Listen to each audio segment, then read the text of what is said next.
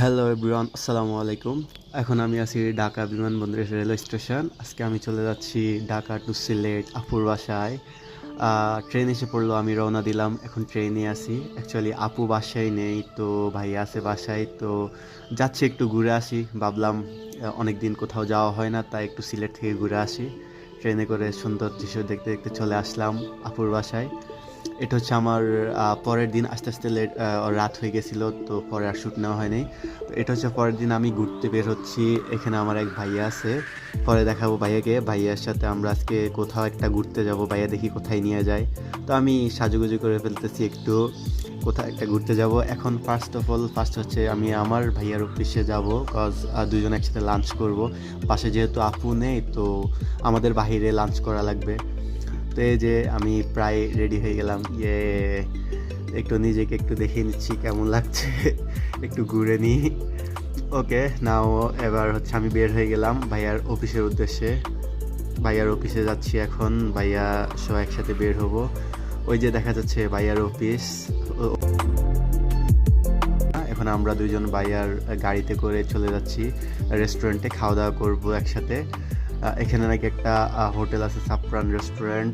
ওটা নাকি ভালোই খাবার দাবার যাচ্ছে ওইখানে। পথের মধ্যে এটা হচ্ছে টিলাগড় পয়েন্ট সিলেট। এটা হচ্ছে জ্যাম পড়লে একটু, সিলেট সচরাচর জ্যাম পড়ে না, আর একটু জ্যাম তো লাগতেই পারে। তো আমরা অ্যাট লাস্ট চলে আসলাম সাফরান রেস্টুরেন্টে। এখানে নেমে পড়লাম আমরা। নাও আমরা লাঞ্চ করতেছি। লাঞ্চে আমরা কিছু ভর্তা আইটেম নিলাম, রোস্ট নিলাম। দেন হচ্ছে খাওয়া দাওয়া শেষে ভাইয়া বিল পে করতেছে। বিল পে করা শেষে আমি চলে যাচ্ছি আমার ওই ভাইয়ার কাছে। আমার ভাইয়া চলে গেছে অফিসে, যেহেতু ওনার অফিস আছে। তো আমি চলে আসলাম আম্বরখানায়। এটা হচ্ছে আম্বরখানা মেন পয়েন্ট।